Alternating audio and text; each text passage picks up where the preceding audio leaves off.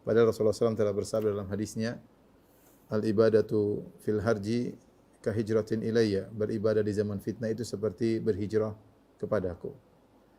Banyak kaum muslimin yang terjebak dalam fitnah, membicarakannya, ikut mengomentari, dan fitnah begitu banyak ya, fitnah yang tersebar di medsos. Sehingga terkadang mereka berlebih-lebihan dalam mengupas, menganalisa, sehingga waktu untuk beribadah, untuk baca Al-Quran, untuk menelaah kitab, untuk beramal, untuk bersilaturahmi, untuk berdakwah menjadi berkurang dan berkurang sangat banyak, berkurang sangat banyak.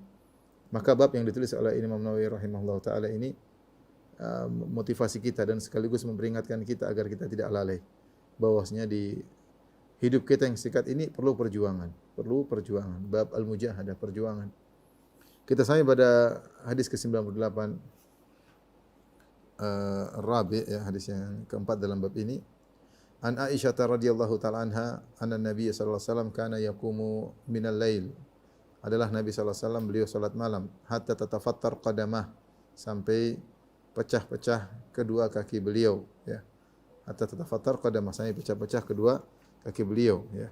Dalam riwayat yang lain ya, dari Al-Mughirah bin Syu'bah, Rasulullah SAW mengatakan hatta Mughirah berkata hatta tarima qadamah ya, sampai bengkak kaki beliau. Jadi dalam riwayat pecah, dalam riwayat bengkak.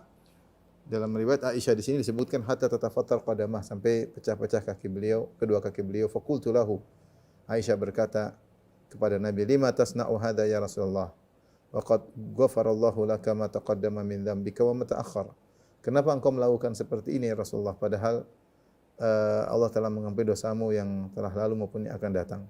Maka jawaban Nabi sallallahu alaihi wasallam, afala uhibbu an akuna 'abdan syakura. Kenapa aku tidak suka untuk menjadi seorang yang hamba yang pandai bersyukur. Muttafaqun alaih wa nahwuhu fi sahihain min riwayat Al-Mughirah bin Syu'bah. Demikian juga kata Imam Nawawi dalam sahihain dari riwayat Al-Mughirah bin Syu'bah. Riwayatnya sebagaimana berikut. Al-Mughirah bin Syu'bah berkata, kana Nabi sallallahu alaihi wasallam yaqumu minal lail hatta tarima qadamah min tulil tahajjud. Nabi sallallahu alaihi wasallam salat malam sampai kedua kaki beliau bengkak karena saking panjangnya tahajud beliau.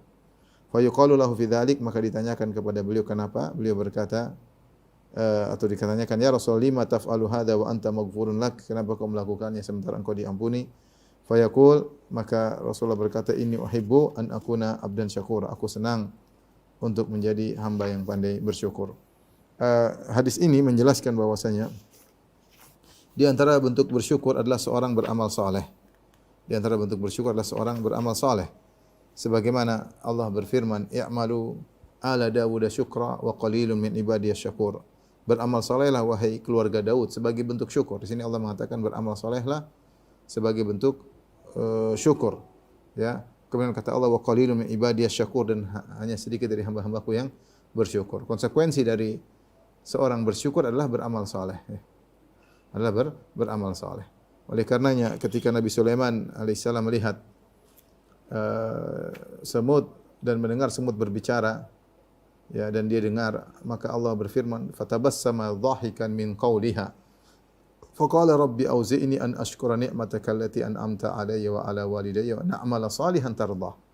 Maka Nabi Sulaiman berdoa, ya Rabbku, ya. Nabi Sulaiman tertawa ketika mendengar semut tersebut berbicara. Ya, kemudian dia berkata, Rabbi auzi'ni, ya Allah ilhamkanlah kepadaku an ashkura ni'mataka allati an'amta alayya, agar aku bisa mensyukuri nikmat-nikmat yang kau berikan kepadaku, wa na'mala salihan, dan juga kepada kedua orang tuaku, wa an a'mala salihan tardah, dan agar aku bisa beramal saleh yang kau ridai. Karena Nabi Sulaiman tahu bahwasanya konsekuensi dari bersyukur adalah beramal saleh. Saya sering kasih logika sederhana. Seandainya ada seorang memberikan kita gaji yang sangat banyak, misalnya sebulan 200 juta, mungkin kita disuruh kapan saja 24 jam kita selalu mengatakan siap, siap, siap. Padahal 200 juta tidak seberapa dibandingkan dengan nikmat yang Allah berikan kepada kita. Allah hanya menyampaikan kepada kita untuk beribadah ya, tidak banyak ya, tapi sebagai bentuk syukur kita kepada Allah, kita tunjukkan dengan beramal saleh. Dan ini disadari oleh Nabi sallallahu alaihi wasallam. Karena beliau adalah hamba yang paling bersyukur kepada Allah Subhanahu wa taala, maka beliau yang paling kuat ibadahnya. Ketika beliau ditanya, beliau menjelaskan ini adalah bentuk dari syukur kepada Allah. Menggunakan nikmat Allah untuk beribadah kepada Allah Subhanahu wa taala. Maka kita introspeksi diri bahwasanya kita di dunia ini diberi banyak kenikmatan yang mungkin tidak didapatkan oleh orang-orang terdahulu. Nikmat kemewahan, nikmat mobil, ya, nikmat rumah ber-AC, ya, nikmat pesawat misalnya, nikmat makanan yang lezat, nikmat banyak sekali nikmat yang diberikan ya. Tentunya kita harus banyak bersyukur. Kita harus banyak bersyukur ya. Banyak kemudahan-kemudahan yang Allah berikan kepada kita. Namun seperti kita ketahui sebagian kita malah menggunakan nikmat yang Allah berikan untuk bermaksiat kepada Allah Subhanahu wa taala. Maka Nabi mengingatkan kita dalam hadis ini agar kita bersyukur kepada Allah dengan aplikasi yang benar, yaitu harus ada bukti. Buktinya adalah dengan beramal saleh, dan ini butuh mujahadah, butuh perjuangan. Bangun malam butuh perjuangan ya. Dan salat malam yang panjang juga butuh perjuangan, butuh latihan, butuh perjuangan. Ya, kita mungkin tidak seperti Nabi sallallahu alaihi wasallam yang salat berjam-jam, tetapi paling tidak kita berjuang untuk bisa beribadah kepada Allah Subhanahu wa taala sebagaimana yang Allah mudahkan untuk kita ya. Baik, hadis berikutnya, hadis yang kelima dalam bab ini, an Aisyah radhiyallahu taala anha, dari Aisyah radhiyallahu anha annaha qalat, beliau berkata, kana Rasulullah sallallahu alaihi wasallam idza dakhala al-ashru ahya al-lail. Adalah Rasulullah SAW kalau sudah masuk 10 malam terakhir bulan Ramadan atau 10 hari terakhir bulan Ramadan, maka Rasulullah SAW hidupkan malam-malam tersebut. Wa aiqadha ahlahu, Rasulullah SAW bangunkan istrinya. Wa jadda wa shaddal mi'zar, Rasulullah SAW bersungguh-sungguh dan beliau mengencangkan sarung beliau. Muttafaqun alaih. Kemudian Imam Nawawi berkata, wal muradu al-ashr, yang dimaksud dengan 10 maksudnya al-ashr al-awakhir min syahr Ramadan, 10 hari terakhir bulan Ramadan. Wal mi'zar, sarung maksudnya al-izar, wa huwa kinayatun an i'tizalin nisa, yaitu maksudnya Rasulullah mengencangkan ikatan sarungnya, maksudnya Rasulullah SAW meninggalkan para wanita, tidak berhubungan dengan para wanita. Wa qila al-muradu tashmiruhu lil ibadah. Ada yang mengatakan maksudnya mengencangkan sarung artinya persiapan untuk semangat beribadah. Yuqalu, dikatakan dalam bahasa Arab, syadattu li hadzal amri mi'zari. Aku kencangkan sarungku untuk perkara ini. Maksudnya tashammartu wa tafarraqtu lahu. Yaitu aku bersiap-siap dan aku bersungguh-sungguh fokus untuk perkara tersebut. Hadis ini salah satu dari bentuk mujahadah Nabi sallallahu alaihi wasallam dalam beribadah, terutama 10 hari terakhir.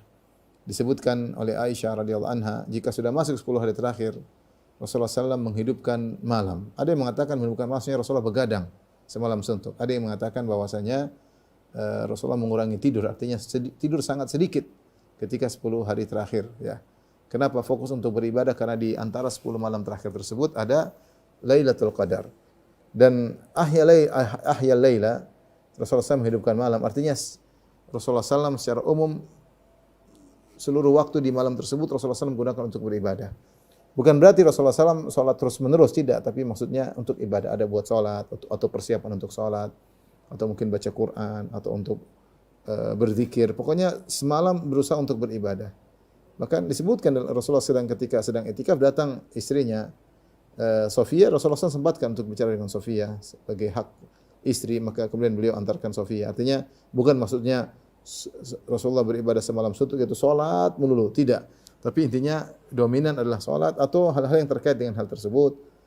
Mungkin persiapan sholat, mungkin baca Quran, mungkin berzikir. Tapi Rasulullah menghidupkan malam tersebut lebih giat daripada 20 malam sebelumnya. Kemudian wa aiqadha ahlahu, Rasulullah SAW pun bangun istrinya. Ini menunjukkan Rasulullah SAW tidak hanya memikirkan dirinya sendiri, tapi beliau juga memikirkan istri beliau. Dan kita tahu istri beliau ketika itu ada 9 orang. Dan Rasulullah SAW membangunkan istri-istri beliau. Jadi Rasulullah mungkin keluar, bangunkan istri beliau agar bangun untuk ibadah, Jadi ini dalil bahwasanya seorang ketika bersungguh-sungguh beribadah, bukan hanya pikirkan dirinya, tapi pikirkan juga anak istrinya. Mereka juga harus berusaha beribadah meskipun tidak seperti Nabi sallallahu alaihi wasallam. Nabi sallallahu alaihi wasallam meskipun dalam kesungguhan beribadah, beliau tetap tahu tentang kondisi wanita, tidak seperti lelaki. Makanya dalam keseharian pun ketika Rasulullah SAW salat, Aisyah tidak ikut serta bersama Nabi dengan salat yang lama-lama. Bahkan Aisyah mengatakan kalau Rasulullah SAW sudah mau selesai, Rasulullah SAW membangunkan Aisyah untuk witir, ya, karena wanita tidak sekuat lelaki. Tapi intinya tetap perhatian kepada istri untuk ibadah, ya, mengajak mereka juga untuk bermujahadah, berjuang. Wajadda wa syaddal mi'zar. Rasulullah SAW bersungguh-sungguh dan mengencangkan ikatan sarung beliau, ya. Tentunya ada dua tafsiran sini kata Imam Nawawi, maksudnya mengencangkan sarung itu tidak mendatangi istri, yang kedua semangat. Dan dua maknanya benar. Karena Rasulullah SAW sedang iktikaf, tentu tidak boleh menggauli istri beliau. Lain halnya dengan 20 malam sebelumnya, beliau boleh menggauli istri beliau. Ketika iktikaf tidak boleh menggauli istri-istri beliau, dan juga beliau lebih semangat, ya. Ini dalil kesungguhan, memotivasi kita untuk berjuang dalam beribadah. Toh dalam setahun 10 hari terakhir cuma 10 hari dibandingkan 365 hari. 10 hari tersebut mungkin juga bisa kita lebih fokus lagi, yaitu malam-malam ganjil. Di malam-malam tersebut kita semaksimal mungkin berjuang, toh tidak lama kemudian selesai. Maka seorang memotivasi dirinya, bisa jadi dia mendapatkan malam Lailatul Qadar jika dia bersungguh-sungguh di malam-malam ganjil tersebut. Dia pasti dapat Lailatul Qadar dan dia mendapatkan keutamaan yang luar biasa, karena ibadah di malam tersebut lebih baik daripada ibadah 1000 bulan, lebih baik daripada 83 tahun. Ini di antara dalil bagaimana perjuangan Nabi untuk semangat beribadah, terutama di malam-malam yang mulia. Kemudian hadis berikutnya,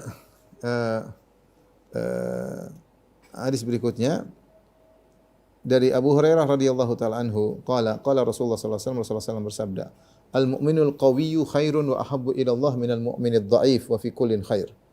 Sungguhnya seorang mukmin yang kuat lebih baik dan lebih dicintai oleh Allah daripada seorang mukmin yang lemah. Namun pada keduanya ada kebaikan. Baik mukmin yang kuat maupun mukmin yang lemah, dua-duanya baik, tapi yang lebih kuat lebih baik. Ihris ala ma yanfa'uk, semangatlah melakukan apa yang bermanfaat bagimu. Wasta'in billah, dan minta tolonglah kepada Allah. Wala ta'jaz, dan janganlah malas atau janganlah tidak mampu. Semangat. Wa in asabaka syai', dan jika kau sudah berusaha lantas engkau ditimpa dengan sesuatu, fala taqul law anni fa'altu kana kadza wa kadza. Seandainya saya tadi melakukan ini, tentu akan begini-begini, tidak seperti ini. Walakin qul, akan tapi katakanlah qadarullah, ini semua sudah takdir Allah. Wa ma syaa'a fa'al, dan apa yang Allah kehendaki fa'al. Itulah yang terjadi. Fa inna law taftahu amala syaitan. Sungguhnya law membuka pintu-pintu pintu-pintu syaitan. Sungguhnya law membuka pintu-pintu syaitan. Taib, hadis ini Rasulullah SAW buka dengan al-mu'minul qawi khairun wa ahabbu ila Allah minal mu'min dhaif. Mukmin yang kuat lebih baik daripada mukmin yang lemah. Mungkin kalau orang mendengar menyangka mukmin yang lemah tidak baik, maka untuk menghilangkan persangkaan buruk tersebut, maka Rasulullah SAW tutup dengan berkata wa fi kullin khair, tapi semuanya baik. Semuanya baik. Ini namanya dalam kaidah para ahli tafsir sering menyebutnya dengan al-ihtiraz. Al-ihtiraz itu adalah menimpali dengan suatu timpalan agar pendengar tidak salah paham. Ini dalam Al-Quran banyak, ya. Seperti dalam hadis ini, Rasulullah mengatakan mukmin yang kuat lebih baik daripada mukmin yang lemah. Mungkin orang pahami mukmin yang lemah tidak baik, maka supaya tidak salah paham, Rasulullah SAW timpali di akhir dengan mengatakan wa fi kullin khair, dan semuanya baik. Seperti firman Allah Subhanahu wa taala misalnya dalam surat Al-Hadid ayat 10, la yastawi minkum man anfaqa min qabl al-fathi wa qatal ulaika a'dhamu darajatan minal ladzina anfaqu min ba'du wa qatalu. Kata Allah, tidaklah sama di antara kalian orang yang berinfak sebelum al-fath, sebelum Fatu Makkah, dan berperang sebelum Fatu Makkah. Ulaika a'dhamu darajatan, mereka itu yang berinfak dan berjihad sebelum Fatu Makkah lebih besar derajatnya daripada orang-orang yang berinfak setelahnya, ya. Setelahnya dan berjihad setelah Fatu Makkah. Mungkin orang kalau sampai di sini orang menyangka bahwasanya yang berinfak dan berjihad setelah Fatu Makkah mungkin kurang bagus, tidak baik. Tapi Allah setelah itu timpali, kata Allah, wa kullan wa'adallahul husna. Semuanya masuk surga. Sama saja yang berinfak sebelum Fatu Makkah atau sebelum Fathul Hudaybiyah, sama saja dengan yang sesudah berinfak, sama-sama masuk surga meskipun derajatnya berbeda. Makanya agar tidak disalahpahami, Allah mengatakan wa kullan wa'adallahul husna. Semuanya dijamin surga oleh Allah Subhanahu wa taala. Demikian juga misalnya dalam surat Al-Anbiya 79, kata Allah, wa Dawud wa Sulaiman idh yahkumani fil harthi idh nafashat fihi ghanamul qaum wa kunna li hukmihim syahidin fa fahamnaha Sulaiman. Kata Allah, dan Daud dan Sulaiman ketika mereka berdua berhukum tentang tumbuhan yang dirusak oleh kambing sebuah kaum, ya. Ada kambing merusak merusak tumbuhan seseorang, maka kemudian mereka mengadukan perkara mereka kepada Nabi Daud dan kepada Sulaiman. Masing-masing punya hukum. Kata Allah, wa kunna li hukmihim syahidin, kami pun menyaksikan bagaimana hukumnya Nabi Daud kepada kasus tersebut, terhadap kasus tersebut, dan bagaimana hukumnya Nabi Sulaiman terhadap kasus tersebut. Rupanya keputusan Nabi Sulaiman lebih baik. Kata Allah, fafahamnaha Sulaiman.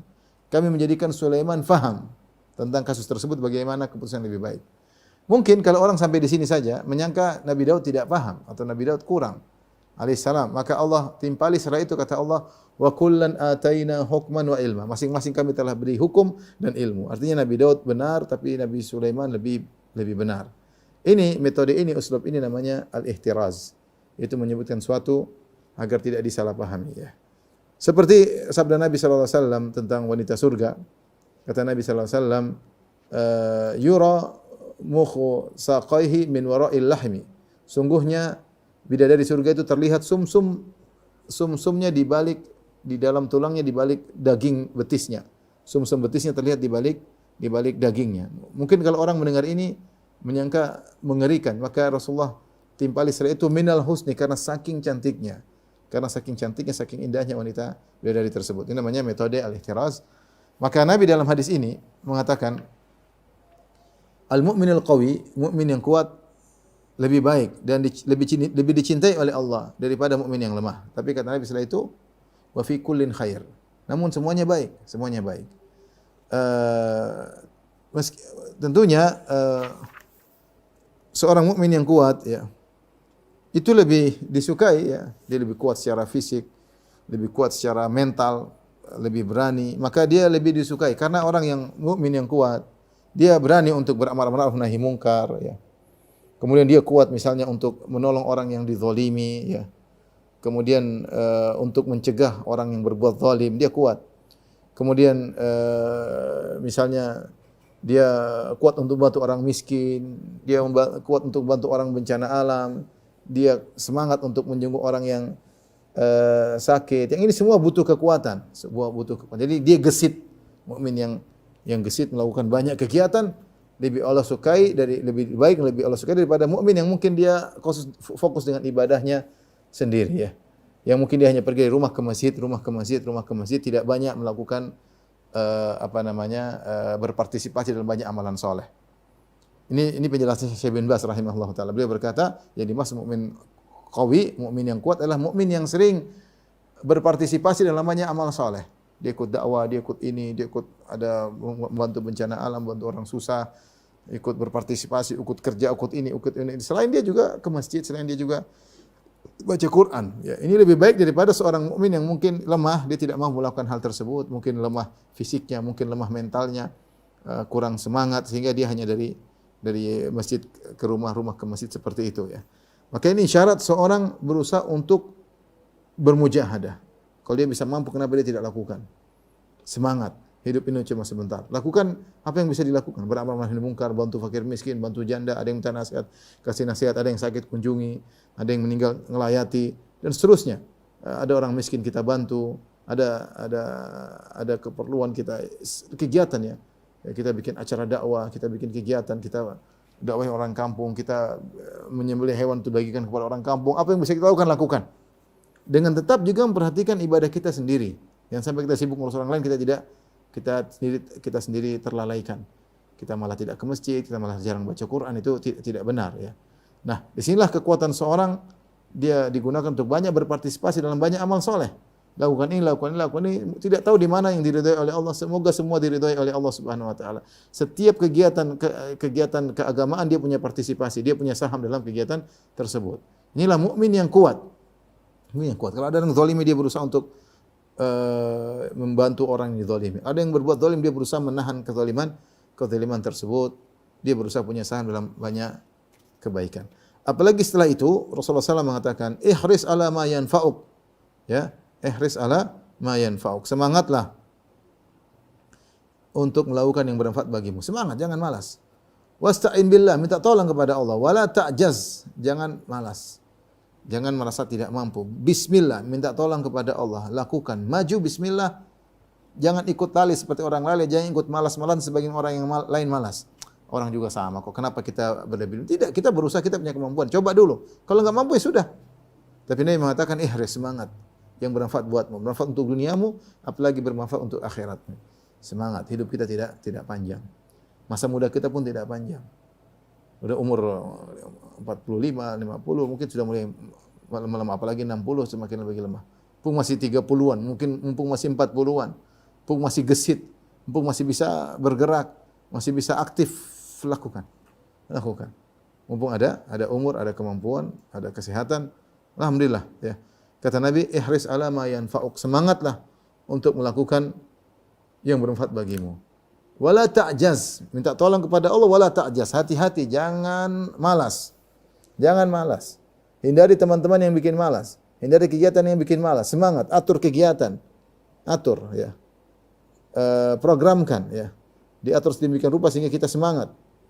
Kalau kita sudah semangat dan melakukan ternyata ada kesalahan, maka kata Nabi, wa in asabaka syai', kalau ternyata kau sudah berusaha, ternyata tidak sesuai dengan yang diharapkan atau kurang sempurna, ya, maka fala taqul law anni fa'altu lakana kadza wa kadza. Seandainya saya tadi begini, seandainya saya tidak melakukan itu, tentu mungkin begini, tidak seperti ini. Tidak boleh seperti itu.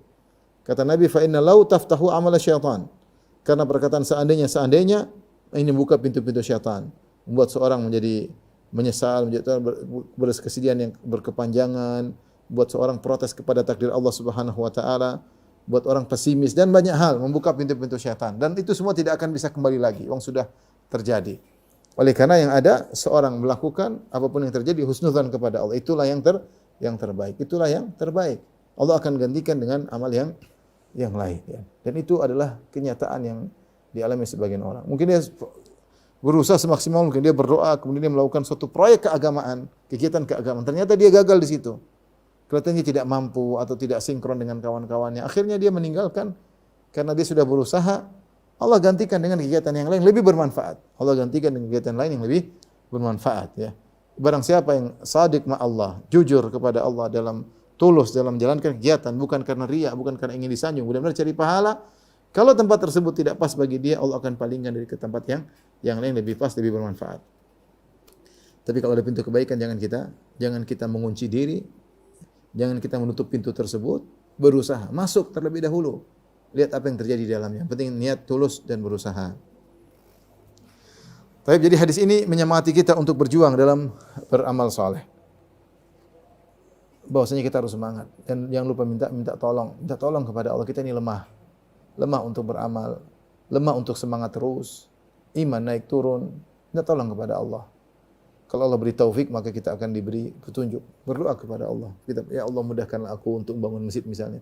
Ya Allah, mudahkanlah aku untuk bisa manage dakwah. Ya Allah, mudahkanlah aku untuk bisa berdakwah. Ya Allah, mudahkanlah aku bisa menulis buku. Ya Allah, berdoa minta tolong sama Allah. Kita ini siapa?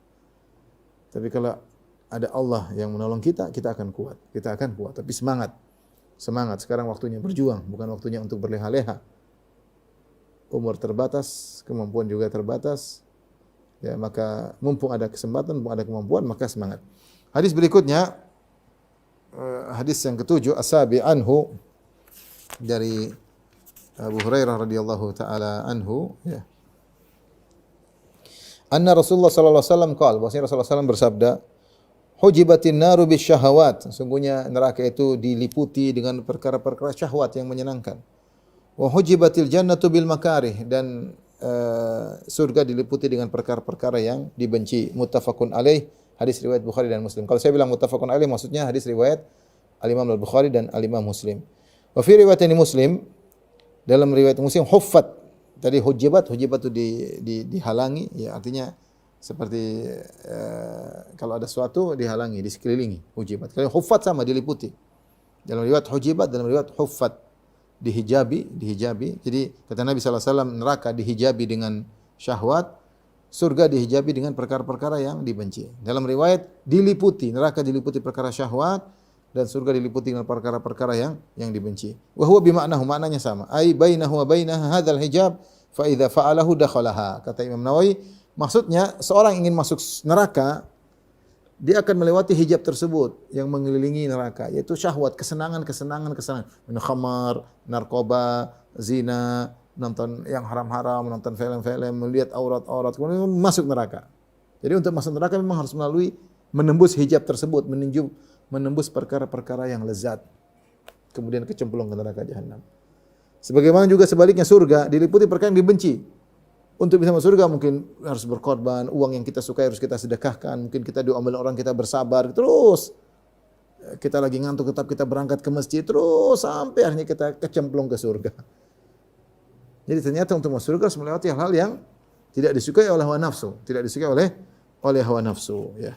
Ini dalil untuk bahwasanya kita harus berjuang.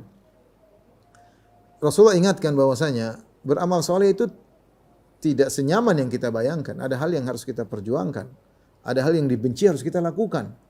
Ya, hal yang dibenci harus kita lakukan. Ya.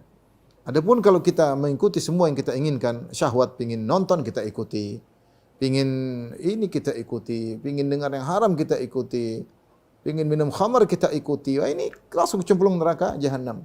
Dan neraka jahanam diliputi perkara-perkara yang sesuai dengan syahwat. Dan Allah Subhanahu wa taala telah berfirman, "Fa amma man tagha wa athara al-hayatad dunya, fa innal jahima hiyal ma'wa." Adapun orang yang melampaui batas dan mendahulukan kehidupan dunia daripada kehidupan akhirat, sungguhnya neraka jahanam adalah tempat kembalinya. Wa amma man khafa maqama rabbih wa nahan nafsa 'anil hawa. Adapun orang yang takut dengan keagungan Rabbnya dan dia menahan jiwanya dari mengikuti hawa nafsunya. Dia menahan dirinya. Hawa nafsu pingin tapi dia lawan. Hawa nafsu pingin senang-senang tapi dia lawan. Maka bagaimana kesudahan orang ini? Fa innal jannata hiyal ma'wa. Sungguhnya surga adalah tempat kembalinya. Bahkan Allah Subhanahu wa taala pernah menyeru kepada Daud alaihissalam. Kata Allah, "Wala tattabi'il huda fayudhillaka an sabilillah. Wala tattabi'il hawa fayudhillaka an sabilillah." Dalam surat Sad, janganlah engkau wala tattabi'il hawa, janganlah kau wahai Daud mengikuti hawa nafsu. Fayudhillaka an sabilillah, maka hawa nafsu akan menyesatkan engkau dari jalan Allah Subhanahu wa taala. Ya. Innal ladzina yadhilluna an sabilillah lahum adzabun syadidun bima nasu yaumal hisab. Sungguhnya orang-orang yang lalai dari jalan Allah, bagi mereka azab yang pedih karena mereka lupa dengan hari hisab. Orang kalau sudah ikut hawa nafsu dia lupa tentang hari perhitungan. Bahwasanya dia akan dihisab oleh Allah Subhanahu wa taala. Ini semua ikhwan dan akhwat menunjukkan kita harus bersabar dan berjuang. Untuk bisa menundukkan pandangan perlu perjuangan. Untuk tidak mendengar ghibah perlu perjuangan. Untuk menahan lisan tidak menggibah orang lain perlu perjuangan.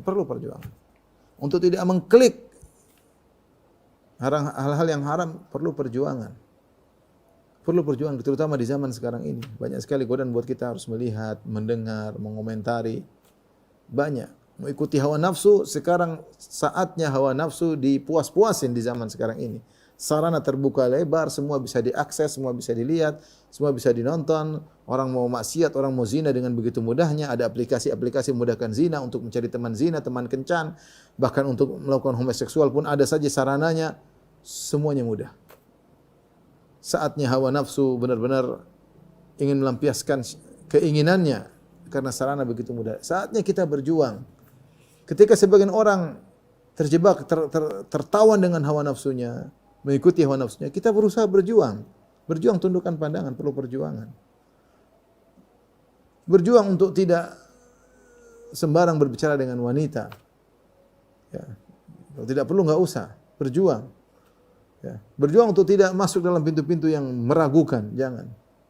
Semua perlu perjuangan. Berjuang untuk menyibukkan diri untuk beribadah kepada Allah Subhanahu wa taala. Berjuang untuk bangun malam, meskipun kita ngantuk kita berusaha lawan. Itu semua nanti kebiasaan akan kita bisa lewati. Akhirnya berubahlah, jadilah perkara-perkara yang dibenci tadi akhirnya menjadi menyenangkan untuk masuk surga. Jadilah perkara-perkara yang syahwat tadi menjadikan kita tidak suka. Allah menjadikan wa karraha ilaikumul kufra wal fusuqa wal isyan. Akhirnya Allah menjadikan ya orang-orang yang beriman benci terhadap kemaksiatan, benci terhadap kekufuran. Jadi benci, tadinya senang, tertarik jadi benci. Sebaliknya tadi perkara-perkara yang dibenci jadi menyenangkan. Dia merasa enjoy beribadah, dia merasa enjoy baca Quran, dia merasa enjoy berzikir kepada Allah. Dia merasa enjoy bersedekah, sampai ketagihan dalam bersedekah. Adakah orang ketagihan? Ada orang ketagihan bersedekah. Punya uang dia bingung. Sampai telepon ustaz ini mau dikemanakan, dia bingung.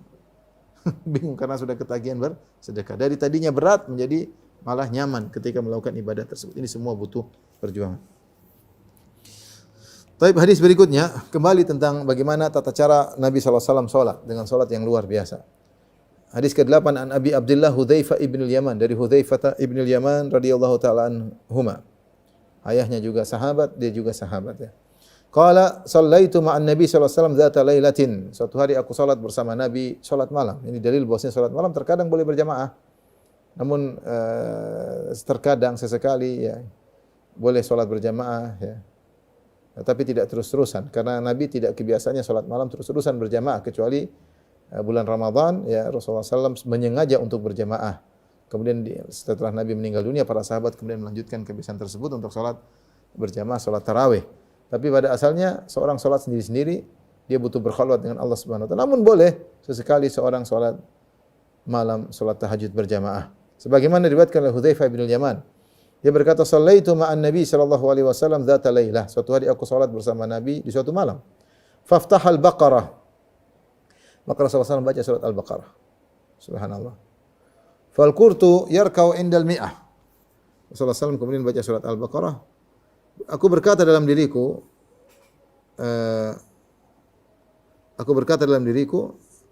bahwasanya Rasulullah sallallahu alaihi wasallam akan rukuk kalau sudah baca ayat yang ke-100. Ternyata setelah sampai ayat ke-100 dalam surat Al-Baqarah, ini 100 ayat banyak sekali. Tsumma madha, kemudian Rasulullah SAW ternyata lanjutkan. Ya. Faqultu yusalli biha fi raka'ah. Ya, mungkin aku katakan dia akan salat dengan 100 rakaat itu dalam satu rakaat. Faqultu yarka'u biha, famadha, ternyata Rasul lanjutkan. Aku bilang Rasulullah akan selesai dengan surat Al-Baqarah. Nanti rukuk habis surat Al-Baqarah. Tsumma fatah Nisa, ternyata Rasulullah SAW melanjutkan dengan surat An-Nisa. Ya, surat An-Nisa. Subhanallah, panjang. Surat Al-Baqarah sih 2 juz lebih ya. Kalau Rasulullah SAW baca surat An-Nisa. Faqara'aha. Kemudian beliau selesai baca surat An-Nisa. Kemudian Rasulullah SAW baca lagi surat Ali Imran. Tsumma ftata Ali Imran faqara'aha. Rasulullah SAW baca lagi surat Ali Imran. Ya. Faqara'aha. Rasulullah baca yaqra'u mutarassilan. Rasulullah baca dengan teratur ya. Ya. Idza marra bi ayatin fiha tasbih sabbaha. Subhanallah, Rasulullah tidak baca asal baca gitu, tapi Rasulullah baca sambil mentadabburi. Makanya kata Hudzaifah bin Yaman, kalau beliau membaca di situ ayat tasbih, Rasulullah mengatakan subhanallah, beliau bertasbih. Wa idza marra bi su'alin, kalau ada Rasulullah melewati ayat-ayat tentang permintaan, Rasulullah SAW memohon. Di tengah-tengah baca Quran beliau mohon berdoa kepada Allah. Wa idza marra bi ta'awudzin, kalau Rasulullah melewati ayat-ayat menunjukkan ta'awudz, Rasulullah berta'awudz. Tsumma raka'a, kemudian beliau rukuk. Ini sudah berapa juz? Sudah 5 juz lebih. Satu rakaat 5 juz lebih. Subhanallah. Faja'ala yaqul, kemudian Rasulullah SAW pun rukuk, beliau berdoa membaca zikir subhana rabbiyal azim. Fakana ruku'uhu nahwan min qiyamihi, kemudian beliau rukuk sangat lama. Sangat lama. Mirip dengan lamanya beliau berdiri. Jadi beliau berzikir subhanallah azim, subhanallah rabbiyal azim, subhanallah rabbiyal azim. Tsumma qala sami Allahu liman hamidah. Kemudian beliau bangkit dan sami Allah liman hamidah. Rabbana lakal hamd. Tsumma qama tawilan qariban mimma raka'. Kemudian beliau berdiri lama mirip seperti beliau rukuk. Tsumma sajada, kemudian beliau sujud. Kemudian beliau berdoa dalam sujudnya subhana rabbiyal a'la. Beliau ulang-ulangi subhana rabbiyal a'la. Fa kana sujuduhu qariban min qiyamihi. Dan sujudnya juga lama seperti mirip dengan berdirinya. Subhanallah. Satu rakaat 5 juz. Surat Al-Baqarah, An-Nisa, Al-Imran. Ini juga dalil bahwasanya surat tidak mesti berurutan. Karena dalam Al-Quran, Al-Baqarah, Al-Imran, An-Nisa. Tapi Rasulullah SAW ternyata baca Al-Baqarah, An-Nisa, baru Al-Imran. Ya. Kita lanjutkan masih terkait hadis ke-9. An Ibni Mas'udin radhiyallahu anhu, dari sahabat Ibnu Mas'ud. Qala shallaitu ma'an Nabi sallallahu alaihi wasallam lailah. Suatu hari aku salat malam bersama Nabi. Suatu malam. Fa atala al-qiyam, Rasulullah SAW pun panjang kali salatnya. Hatta hamamtu bi amri su, sampai aku berkeinginan melakukan perkara yang buruk. Qila wa ma hamamta bihi. Maka ditanyakan kepada Ibnu Mas'ud, apa keinginan buruk yang hendak kau lakukan? Qala hamamtu an ajlis wa ada'ahu. Aku ingin berhenti salat dan aku biarkan Rasulullah apa? Salat sendiri. Subhanallah, muttafaqun alaih. Hadis ini luar biasa menjelaskan tentang bagaimana agungnya salat malam Nabi sallallahu alaihi wasallam. Beliau salat 1 rakaat sampai 5 juz lebih. Ini menunjukkan kuatnya ibadah Nabi sallallahu alaihi wasallam. Kemudian beliau rukuk juga rukuk yang lama, dan kita boleh rukuk dengan berbagai macam doa rukuk. Subhana rabbil azim, misalnya subhana rabbil azim. Demikian juga subhanakallahumma rabbana wa hamdika allahumma ighfir. Dan kita boleh variasi dalam doa rukuk maupun doa sujud sebagaimana pendapat Syekh Utsaimin rahimahullahu taala. Ya. Adapun doa istiftah, maka kita pilih salah satu dari sekian doa istiftah. Rasulullah SAW istiftah cuma sekali, tapi kalau rukuk diriwayatkan Rasulullah membaca dengan berbagai macam doa, maka kita boleh variasi, kita boleh subhana rabbil azim, boleh berapa kali terserah. Atau kita variasikan mengatakan subhanakallahumma rabbana wa bihamdika allahumma ighfirli. Ya Allah, Maha suci Engkau ya Rabb kami dan segala pujian bagimu, Allahumma ighfirli, Allah ampunilah aku. Ini juga doa yang indah yang dibaca oleh Nabi terutama ketika beliau akan meninggal dunia. Kemudian juga di antara doa dalam rukuk subhana dzil jabaruti wal malakuti wal kibriyai wal azamah. Kita baca subhana dzil jabaruti wal malakuti wal kibriyai wal azamah. Subhanallah. Atau kita baca juga subuhun qudusun rabbul malaikati war. Ini semua doa yang boleh kita baca. Kemudian juga dalam doa sujud kita boleh variasi. Rasulullah baca dengan rukuk yang sangat lama. Kita enggak mampu seperti Nabi sallallahu alaihi wasallam. Tetapi Nabi tidak melakukan ini ketika beliau salat tarawih, tapi ini ketika beliau salat sendiri, ada sahabat ikut-ikutan, yaitu Rasulullah tidak melarang tapi konsekuensinya panjang-panjangan. Ya, Rasulullah SAW salat dengan sangat-sangat panjang, ya. Kita aja di Masjid Nabawi Ramadan kemarin salat al-qiyam jam 12:30 ya, salat. Imam terkadang rukuknya lama. Tidak sama dengan berdiri lama. Rukuk juga dalam kita enggak kuat, subhanallah. Kita enggak kuat sampai ini sakit lah, ini hampir kita mau jatuh, enggak kuat. Ya, bagaimana Nabi SAW dulu rukuk sangat lama. Bagaimana Rasulullah SAW sujud sangat lama ya. Dan ini semua Rasulullah SAW lakukan ya dengan berkata, inni uhibbu an akuna abdan syakura. Aku ingin menjadi seorang hamba yang pandai bersyukur. Kalau kita melihat Rasulullah SAW dalam sebagian riwayat, Rasulullah SAW pernah sholat cuma 2 rakaat sampai menjelang fajar. Berarti 1 rakaat sangat lama.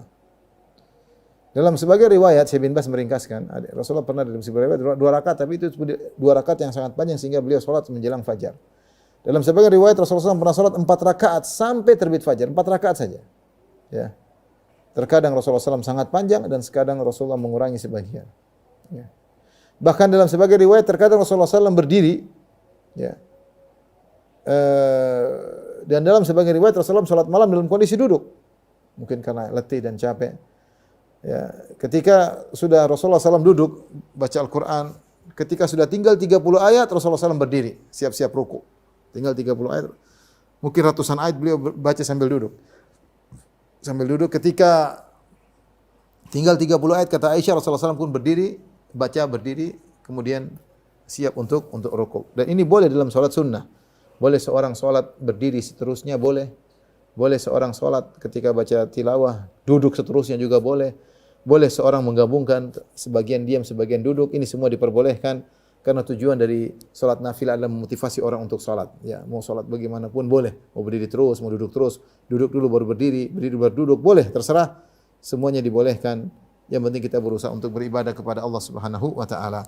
Lihatlah betapa kuatnya Nabi beribadah sampai Ibnu Mas'ud berkata, hampir-hampir aku berniat untuk meninggalkan Nabi karena saking lamanya Nabi sallallahu alaihi wasallam salat. Dan Rasulullah SAW kalau kita tadi hadis Hudzaifah, Rasulullah SAW beribadah dengan benar-benar menjiwai. Beliau baca Al-Qur'an, kalau tiba ada ayat tasbih Rasulullah mengatakan subhanallah. Kalau ada ayat tentang azab Rasulullah SAW berlindung daripada azab neraka. Kalau ada ayat tentang surga Rasulullah minta kepada Allah surga. Sambil menjiwai bacaan tersebut. Luar biasa. Dan kalau kita melakukan hal tersebut, insya Allah kita merasakan kebahagiaan luar biasa dalam.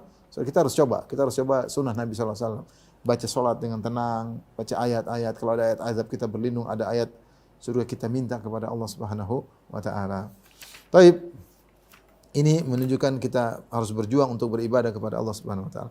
Hadis berikutnya, hadis ke-10 an Anas radhiyallahu anhu, dari sahabat Anas radhiyallahu anhu, an Rasulillah sallallahu alaihi wasallam, dari Rasulullah sallallahu alaihi wasallam qaal, Beliau berkata, yatba'ul mayyita thalatha. Bahwasanya mayat akan diikuti oleh 3 perkara. Ahluhu wa maluhu wa amaluhu. Keluarganya, hartanya dan amal perbuatannya. Fayarji'u ithnani wa yabqa wahid. Maka 2 akan balik, tidak ikut dia, yaitu hartanya. Wa yarji'u ahluhu wa maluhu, hartanya dan keluarganya akan balik meninggalkan dia. Wa yabqa amaluhu, dan yang tersisa bersama dia dalam liang lahat adalah amalnya. Hadis muttafaqun alaih. Hadis riwayat Bukhari dan Muslim. Hadis ini benar-benar mengingatkan kita untuk berjuang dalam beribadah. Karena kita sadar bekal yang kita bawa untuk melanjutkan kehidupan berikutnya. Kita ini kan di alam, salah satu fase dari kehidupan kita. Kita di fase alam janin sudah kita lewati. Kemudian kita masuk dalam fase kehidupan dunia, 60-70 tahun kurang lebih. Kita akan masuk dalam fase berikutnya, kita butuh bekal. Butuh bekal untuk perjalanan berikutnya di alam barzah. Dan bekal terbaik adalah amal soleh. Allah Subhanahu wa ta'ala mengatakan dalam Al-Quran, وَتَزَوَّدُوا فَإِنَّ خَيْرَ الزَّادِ تَقْوَى. Berbekalah ketika melakukan ibadah haji, dan sebaik-baik bekal adalah takwa. Perjalanan yang panjang yang dilewati, sebaik bekal adalah ketakwaan. Ketika Allah menyebutkan tentang nikmat pakaian, kata Allah Subhanahu wa ta'ala, ya bani Adam qad anzalna alaikum libasan yuwari sawatikum wa risha wa libasut taqwa dzalika khair. Wahai anak Adam, telah kami turunkan kepada engkau pakaian dan keindahan perhiasan. Kemudian Allah ingatkan, wa libasut taqwa dzalika khair. Bahwasanya pakaian ketakwaan itu lebih baik, ya. Itulah ketakwaan bekal kita di dalam alam barzah. Sementara harta, istri kita, anak kita semua akan meninggalkan kita. Kita akan bersendirian. Maka seorang semangat untuk termotivasi, berjuang untuk beramal saleh, mengumpulkan bekalnya sebanyak-banyaknya yang akan dia bawa dalam alam barzahnya, ya. Makanya saya sebutkan di antara kesedihan yang dirasakan oleh mayat hukum asalnya tidak mendengar apa yang di sekelilingnya karena tertutup dengan kuburan. Tapi Allah menjadikan dia mendengar suara terompah, sendal, sepatu dari orang-orang yang menyungguhnya mulai meninggalkan kuburannya. Saat itu dia yakin bahwa dia sedang sendirian. Tapi kalau dia memiliki amal soleh, maka amal soleh akan menemaninya.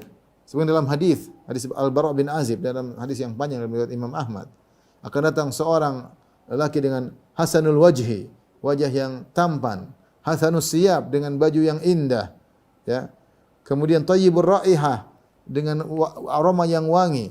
Maka sang mayat berkata, "Man anta? Siapa engkau?" Maka dia berkata, "Ana amaluka saleh." Aku amal salehmu selama di dunia. Itu yang menemani. Karena ikhwan berjuang, beribadah, bersedekah, salat malam, berbuat baik, senyum sama orang lain, berkata-kata yang baik, jangan cepat marah, jangan cepat emosi, jangan dendam, jadilah orang pemaaf. Ada orang sakit jenguk, ada orang kesusahan, kita bantu, sambung silaturahmi, telepon tante, telepon om, semua kegiatan lakukan, berbuat baik sama istri, sama anak, jangan pelit-pelit sama orang tua, jangan pelit sama istri, jangan pelit sama anak. Perjuangan itu semua adalah modal kita untuk masuk dalam liang lahat, ya. Semampu kita. Baik, hadis berikutnya, hadis ke-15, an Ibnu Mas'ud radhiyallahu anhu qala, dari sahabat Ibnu Mas'ud radhiyallahu anhu, beliau berkata, qala Nabi sallallahu alaihi wasallam, Rasulullah SAW bersabda, al jannatu aqrabu ila ahadikum min syiraki na'lihi wan naru mithlu dzalik, rawahul Bukhari. Surga itu lebih dekat kepada kalian daripada tali sendalnya, dan neraka pun demikian, lebih dekat kepada seorang dari tali sendalnya. Hadis riwayat Bukhari. Hadis ini menjelaskan bahwasanya orang masuk surga atau masuk neraka begitu mudah. Kematian datang dengan tiba-tiba. Tiba-tiba dia masuk surga atau tiba-tiba dia masuk neraka. Maka seorang waspada karena kematian bisa datang baktah, tiba-tiba mendatanginya. Bahkan di antara tanda-tanda hari kiamat al-mautul mufaji', yaitu kematian yang datang dengan tiba-tiba. Kematian datang dengan tiba-tiba. Ketika itu memutuskan segala amalannya, segala harapannya, semua terputus. Maka begitu dekat seorang dengan surga dan dengan neraka. Bahkan lebih dekat daripada tali sendal. Ini kinayah dari Nabi SAW. Bahwasanya mau surga, masuk neraka begitu cepat tanpa kita sadari. Kita menyangka panjang, tiba-tiba maut menjemput. Tiba-tiba malaikat maut menjemput. Tanpa ada persiapan, tanpa ada pemberitahuan. Tiba-tiba seorang dipanggil oleh Allah Subhanahu Wa Taala. Nah, kalau kita tahu kematian bisa datang dengan baktah, tiba-tiba, dan kita bisa dalam kondisi lalai, dalam kondisi ketaatan, maka berjuanglah. Beramal soleh semaksimal mungkin. Kalau kita bermaksiat, segera bertobat, jangan tunda-tunda tobat. Karena surga begitu dekat, neraka begitu dekat. Dan hati-hati, waspada dari beramal maksiat. Betapa banyak hadis-hadis menjelaskan orang masuk neraka gara-gara amal yang dianggap sepele. Seperti kata Nabi SAW, dakhalatil imra'atun an-nar fi hirratin habasatha hatta matat la hiya at'amatha wa la hiya tarakatha ta'kul min khashashil ard. Ya. Seorang wanita masuk neraka gara-gara mengekang seekor kucing yang dibiarkan tidak dikekang sampai mati, tidak dibiarkan cari makan sendiri, tidak dikasih makan. Kelihatannya sederhana, tapi membuat orang masuk neraka. Ya. Lihat Rasulullah SAW sebutkan ada orang terlambat bayar hutang sehingga kemudian badannya kepanasan di alam barzakh. Ketika dilunasi baru Rasulullah mengatakan al-an baradat jalduhu, sekarang baru dingin kulitnya. Subhanallah, gara-gara tidak bayar hutang. Ya, karena tidak bayar hutang. Rasulullah SAW kabarkan dalam hadis, ada orang disiksa di alam barzakh gara-gara berbohong. Dengan kebohongan tersebar di penjuru alam. Dia klik sesuatu kemudian kebohongan tersebar, ngeri. Gara-gara satu sedikit amal, seorang bisa mudah masuk neraka. Rasulullah mengatakan, innal ladzina ya'kuluna amwal yatama dzulman innama ya'kuluna fi butunihim nar. Ada orang masuk neraka gara-gara memakan harta anak yatim. Dia buka sumbangan, ternyata dia makan banyak dari sumbangan tersebut, anak yatim dikasih sedikit. Ya, mengerikan, banyak sekali sebab-sebab masuk neraka. Ada orang masuk neraka gara-gara zina. Ada orang masuk neraka gara-gara satu kalimat. La yulqi laha balan, dia ucapkan satu kalimat, satu perkataan, statement yang dia tidak pedulikan, yahwi bihi fi nari jahannam 70 kharifan, maka membuat dia terjerumus dalam neraka jahannam sejauh 70 tahun. Gara-gara satu statement yang tidak dia pedulikan. Kalau kita hadis ini mengerikan. Banyak sekali hadis-hadis yang menunjukkan betapa mudah seorang masuk dalam neraka jahannam, ya. Orang yang tidak bagi waris sesuai dengan peraturan Allah Subhanahu wa taala, ya. Wa may ya'sillaha wa rasulahu wa ta'adda hududahu yudkhilhu naran. Kata Allah, siapa yang bermaksiat kepada Allah dan Rasulnya dalam hukum warisan, wa yata'adda hududahu, dan melanggar aturan-aturan Tuhan tentang masalah warisan, yudkhilhu naran, maka Allah masuk dalam neraka jahannam. Intinya subhanallah, gara-gara amalan sedikit seorang bisa masuk neraka jahannam, ya. Dan sebaliknya Rasulullah juga menyebutkan ada amalan-amalan yang sepele, yang kita yang sepele ternyata buat masuk surga, seperti wanita yang memberi minum kepada seekor anjing. Masuk surga gara-gara tersebut. Seperti ada orang yang menghilangkan gangguan di jalan, masuk surga gara-gara hal tersebut, ya. Subhanallah. Maka surga dan neraka begitu dekat. Waspada, berjuang untuk taat kepada Allah dan berjuang untuk meninggalkan kemaksiatan. Kapan kita melakukan maksiat, segera bertobat kepada Allah Subhanahu wa taala. Kita lanjutkan sedikit lagi. Wa Nabi Firas Rabi'ah bin Ka'ab al-Aslami khadim Rasulullah sallallahu alaihi wasallam wa min ahli Suffah. Jadi dari Rabi'ah al-Aslami, dia pembantu Nabi sallallahu alaihi wasallam, ini dari ahli Suffah. Dia berkata, kuntu abitu ma'a Rasulullah sallallahu alaihi wasallam fa atihi bi wudu'ihi. Aku pernah menginap bersama Nabi sallallahu alaihi wasallam. Aku datangkan air wudunya. Wa hajati, dan keperluannya aku datangkan. Jadi membantu Nabi, ada keperluan. Ini sunnah membantu orang, seorang saleh kita bantu, atau seorang alim kita bantu, sebagaimana para sahabat berkhidmat kepada Rasulullah sallallahu alaihi wasallam. Setelah itu Rasulullah SAW berkata, salni, mintalah kepadaku, apa yang bisa aku bantu engkau. Fakultu, karena Rasulullah ingin balas kebaikannya. Kata dia, as'aluka murafaqataka fil jannah, aku ingin menemani engkau di surga. Subhanallah, permintaan yang berat, menemani Nabi di surga berarti surganya tinggi. Faqala aw ghairu dzalik, kata Nabi, adakah permintaan yang lain? Qultu, kata Rabi'ah al-Aslami, qultu huwa dzak, aku ingin itu, ingin menemani engkau di surga. Apa kata Nabi sallallahu alaihi wasallam? Fa inni ala nafsika bi kathratis sujud, perbanyaklah sujud. Bantulah aku untuk menggapai cita-citamu dengan banyak sujud. Hadis riwayat Muslim. Itu Rasulullah ingin mengatakan, kalau aku bisa beri syafaat kepadamu, kau sendiri harus banyak sujud supaya syafaatku diterima oleh Allah, agar kau bisa dekat derajatnya denganku pada hari kiamat kelak. Ini dalil tentang agungnya salat. Semakin orang banyak sujud, semakin dekat dengan Nabi sallallahu alaihi wasallam, semakin mudah masuk surga. Hadis berikutnya juga demikian. Dari Abu Abdullah yuqal Abu Abdurrahman Thauban maula Rasulullah sallallahu alaihi wasallam qala, dari Thauban maula Rasulullah sallallahu alaihi wasallam, beliau berkata, sami'tu Rasulullah sallallahu alaihi wasallam yaqul, aku mendengar Rasulullah sallallahu alaihi wasallam bersabda, alaika bi kathratis sujud fa innaka lan tasjuda lillahi sajdatan illa rafa'aka Allahu biha darajah wa hatta anka biha khati'ah.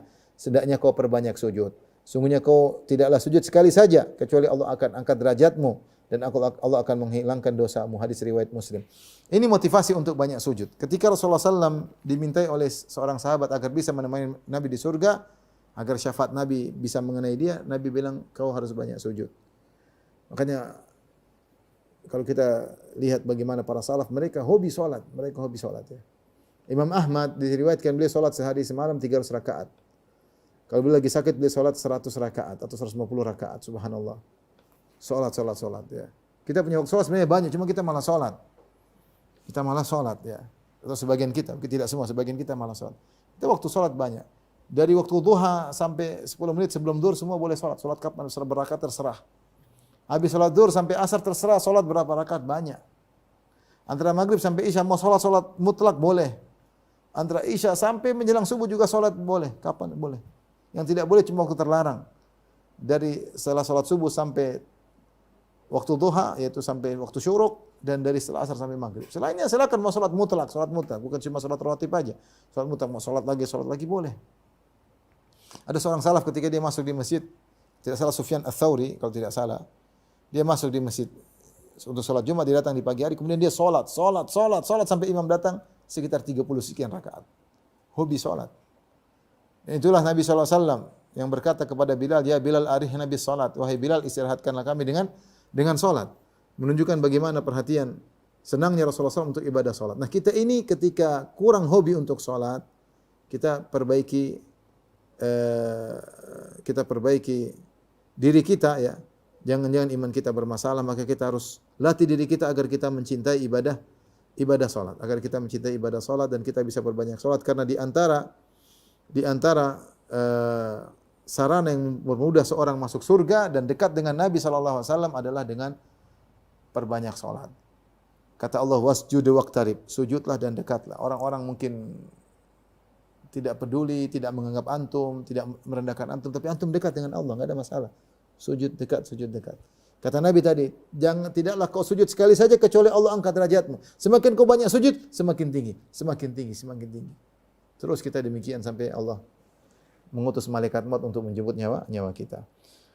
Oleh karena mari sama-sama kita berusaha, berjuang dengan umur yang tersisa ini.